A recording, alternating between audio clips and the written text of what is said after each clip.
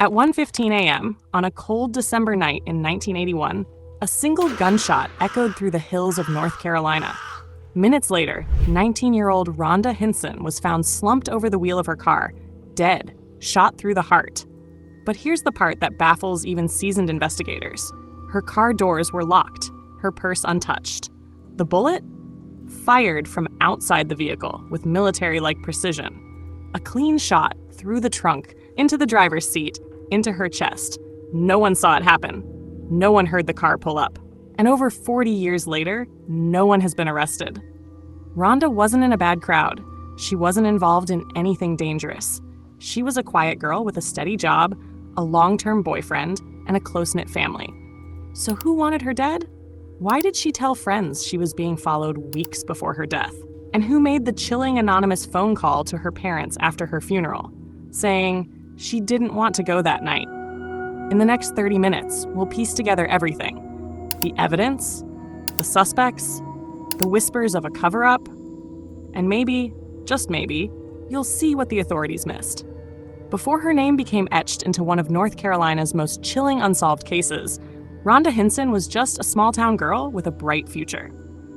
She had just turned 19. A recent graduate from East Burke High School, she had landed a good job as a clerical worker at Hickory Steel Company. For many in the small town of Valdese, she was living the dream. Rhonda was well-liked, polite, reliable, and responsible. She still lived at home with her parents, Bobby and Judy Hinson, and by all accounts, they were a loving family. She had been dating her high school sweetheart, Greg McDowell, for nearly 3 years. On the outside, their relationship looked solid, but inside, there were cracks forming. Cracks Rhonda didn't always talk about, except in fragments. Her friends remembered her saying that Greg could be controlling, often checking up on her, getting jealous, even calling her at work. Some said she felt trapped, but she didn't want to cause problems. Rhonda was the type who tried to keep peace. Still, something changed in the final months of her life. She started acting different. Quiet. Withdrawn. Less excited about things that used to make her happy. Her coworkers noticed it too. She talked about quitting her job, possibly breaking up with Greg, and even leaving town. But she never explained why. She only said she felt like something bad was going to happen. Her parents also noticed her sudden anxiety. Judy recalled moments when Rhonda seemed scared, but wouldn't say what was wrong. One night, Judy asked her directly, "Are you in some kind of trouble?" Rhonda paused, then said, "No, but if I was, would you help me?" It was a strange question, one that Judy would replay over and over in her mind after that December night. Another detail that raised red flags. Rhonda had recently confided to a friend that someone was following her. She'd seen the same car behind her multiple times. She didn't recognize the driver, but she didn't feel safe. Was she being paranoid? Or did she know something she wasn't telling anyone? She never got the chance to explain. In just a few days, she would attend her company's Christmas party and never come home. And the night it happened, nothing made sense. From her phone calls, to her final drive, to the single bullet that ended her life. The timeline is tight, but the questions are endless. December 22nd, 1981. A day that started off like any other, but ended in unexplainable tragedy. That morning, Rhonda Hinson went to work at Hickory Steel Company. It was the day of the company's annual Christmas party, and Rhonda, despite her recent unease, still planned to attend. She told her parents she'd be home after the event and not to worry. But there was something different about her that day. Her mother later recalled, she seemed quiet, hesitant, like she didn't really want to go. Rhonda left the party around midnight, saying goodbye to friends and heading toward her home in Valdese. But before she reached her house, she did something unexpected. She called Greg, her boyfriend. Witnesses say they spoke for several minutes. That call, now forever frozen in time, may hold the key to everything. Greg later claimed Rhonda told him she was going straight home, but she never made it there. Around 1:15 a.m., just 4 miles from her house, a North Carolina Department of Transportation worker discovered her Toyota Corolla sitting awkwardly along the side of Interstate 40, just off exit 112. The engine was still running. The driver's side window was rolled down. The doors were locked from the inside. Rhonda was slumped over the steering wheel. At first glance, it looked like she'd passed out or fallen asleep. But then came the horror. Blood and a single gunshot wound to her chest. She had been killed instantly. There were no shell casings, no signs of a struggle. No one had heard the shot. And even more bizarre, there was no sign of robbery. Her purse was untouched. Her wallet and cash were inside. Nothing had been taken. And yet, she was dead. But here's where the case takes a darker turn. Initially, police believed the bullet had come from inside the car, maybe an accidental discharge, but the autopsy and forensic analysis told a different story. The bullet had entered through the trunk, traveled through the back seat, and struck Rhonda with fatal accuracy. Experts said this would require an impossible level of precision, especially at night, from a distance and through metal.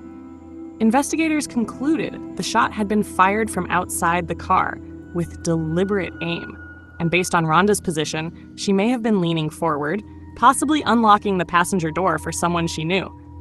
That one moment, that tiny gesture of trust, may have cost her everything. Why did Rhonda stop on the highway so close to home? Why were her doors locked, but the window down? Why was there no panic? No sign of her trying to escape? It's as if she knew the person, or didn't see the threat until it was too late. And then, something deeply chilling surfaced. When her parents got her belongings back from the car, they found her clothing disturbed. Her pants were unzipped. Police never classified this as a sexual crime, but it raised troubling possibilities. Was someone intimidating her that night? Was she forced to stop? Or did she willingly pull over to meet someone? Whoever pulled that trigger didn't just end Rhonda's life. They triggered a mystery that would haunt the town and her family for the next 4 decades. And when investigators looked closer at the crime scene, the clues they found didn't just confuse them, they defied logic. From the moment law enforcement arrived on that lonely stretch of I-40, things felt off. The scene wasn't just unusual, it didn't make sense. Rhonda's Toyota Corolla was parked just beyond an embankment, the engine still humming, no tire marks, no evidence of a sudden stop, just a quiet car and a lifeless girl inside. Her body was slumped over the steering wheel, her seatbelt unbuckled. Her car doors were all locked. The window on the driver's side rolled down halfway. No blood spatter in the car, no broken glass, no visible damage, except the single .22 caliber bullet hole, traced perfectly through the trunk and rear seat cushion, directly into Rhonda's back. This wasn't a random shooting. It was precise, deliberate, but the logistics of it? Almost impossible. Let's break it down. Rhonda was driving down the interstate, a place where cars don't just stop for no reason, especially at that hour. And yet she did, voluntarily. There were no signs of a crash, no flat tires, no mechanical issues. It was as if she pulled over on her own. But why? And how did the shooter manage to fire a bullet through the trunk from a low angle, through dense metal and upholstery, and hit her perfectly in the heart? At night? Investigators ran dozens of ballistic tests, and every time they tried to recreate the shot, they failed. The trajectory was too specific, too clean.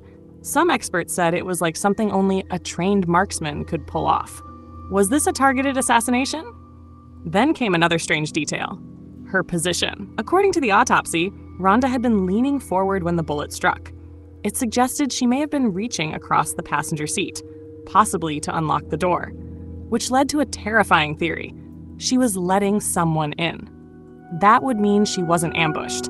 She wasn't fleeing or surprised. She was expecting someone. And just as she leaned over, the shot was fired. That would make the shooter someone she knew, someone she didn't fear, at least not in that moment. But here's where things take a disturbing twist. Rhonda's parents received her belongings back a few days later. They noticed that her pants were unzipped, not removed, just undone. Police ruled out sexual assault. There was no DNA, no struggle, no other signs of trauma. Still, the detail haunted her family. Did she unzip them herself? Was she coerced? Was it just a random detail? Or the missing piece? And why was she found in that exact spot, just minutes from home? Investigators were divided. Some leaned toward a professional hit theory, based on the precision of the bullet.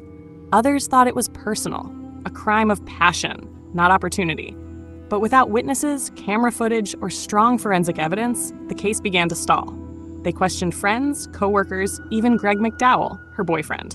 But no one could explain why Rhonda pulled over, who she might have been meeting, and how a shooter got close enough to kill her without leaving a trace. It was like the killer had vanished into the darkness, a ghost on the interstate. One final eerie clue. A highway worker later said he'd passed Rhonda's car just minutes before she was found dead. At that point, the car was empty. He was certain.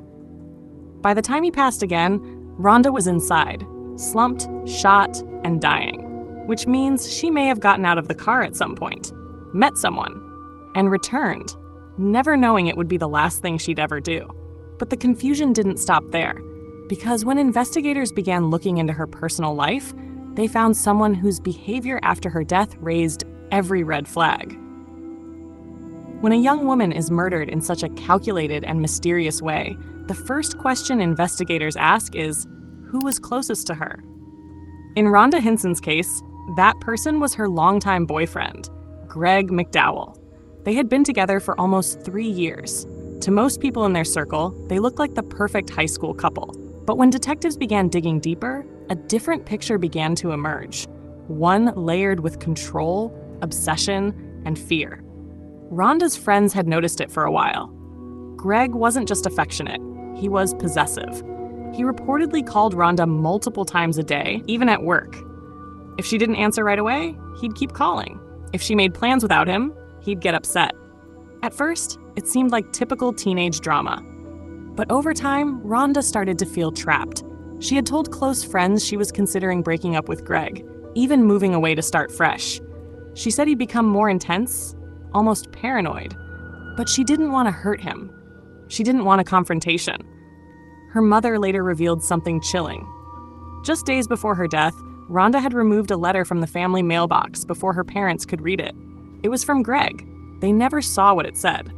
But Rhonda's mother remembered her saying, "If you read that letter, you'd be as scared as I am."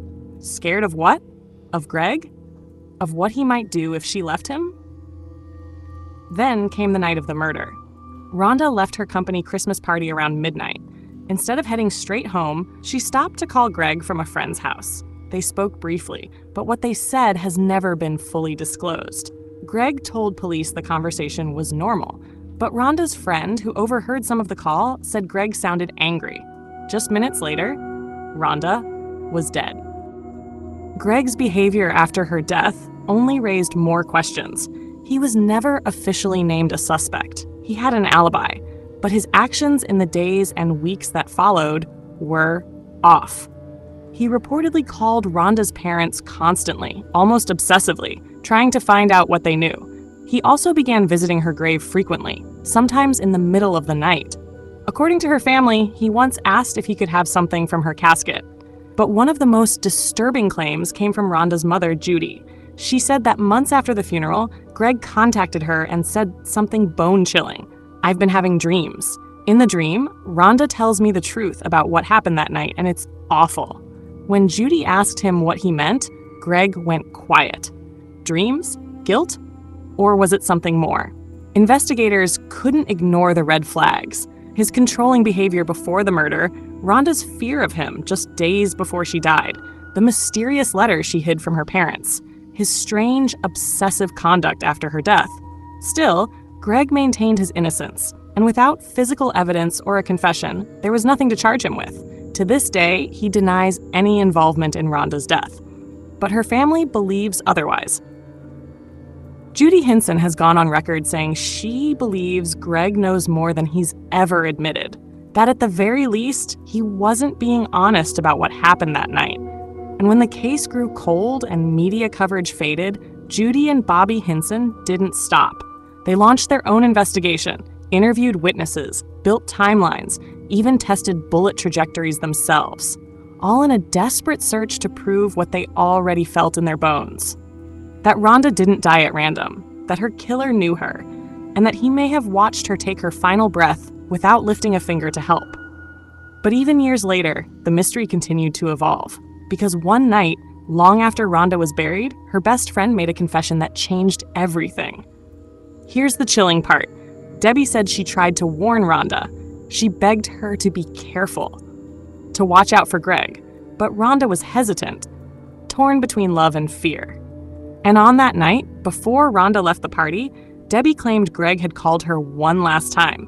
He wanted to know where Rhonda was going next. No one ever connected Debbie's story with the timeline of Rhonda's death until years later. When the police reopened the case, Debbie's account suddenly took on new meaning. Could Greg's threats have been more than just words? Could Debbie have been the last person to speak to Greg before Rhonda's murder? But Debbie's secret also raised more questions. Why had she waited so long to speak? Was she afraid? Did she feel guilt for not doing more? And, most haunting of all, did she know something else? Something she never said. Rhonda's family listened carefully to Debbie's confession. It was painful to hear, but it also offered a glimmer of hope. Hope that the truth might finally come to light. Mini Hook transition to next segment. Because as the years passed, new evidence emerged. Evidence that had been overlooked, buried, or ignored. And it was about to change everything we thought we knew about Rhonda Hinson's death. After years of silence, dead ends, and unanswered questions, Rhonda Hinson's case suddenly found new life, thanks to a small but significant breakthrough. It began when a retired detective who had briefly worked on the case decided to re-examine the evidence with fresh eyes and modern technology. The first step was ballistic analysis. For decades, investigators had struggled to recreate the bullet trajectory that killed Rhonda. Now, with advanced 3D modeling and forensic tools, the trajectory was reconstructed with startling accuracy. What the new analysis revealed was unsettling. The shot came from a very specific angle, one that suggested the shooter was positioned on foot, close behind the vehicle. That detail blew apart previous theories that the shooter was inside a car or at a distance. Instead, it meant the killer had to approach Rhonda quietly, without her noticing.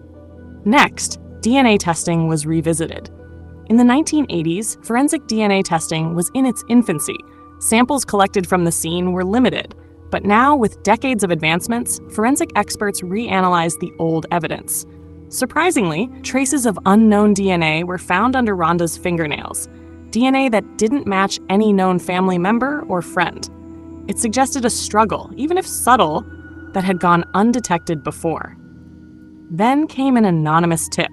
Someone called the local police station with new information, claims about a man who had bragged about the murder in a bar years ago. The caller described a shadowy figure matching the profile of a local drifter with a history of violence. He was never officially linked to Rhonda's case, but the tip sparked a renewed investigation. Rhonda's family felt a flicker of hope. Could this new evidence finally point toward justice? They pushed for the case to be reopened, and the county agreed. But the most shocking discovery came from Rhonda's diary. In her personal journal, found by her parents after her death, Rhonda had written about feeling watched. She mentioned strange phone calls, odd cars parked near her home, and a deep fear that someone was stalking her. One entry was especially haunting. "I don't know who to trust anymore. I'm scared, but I have to be brave."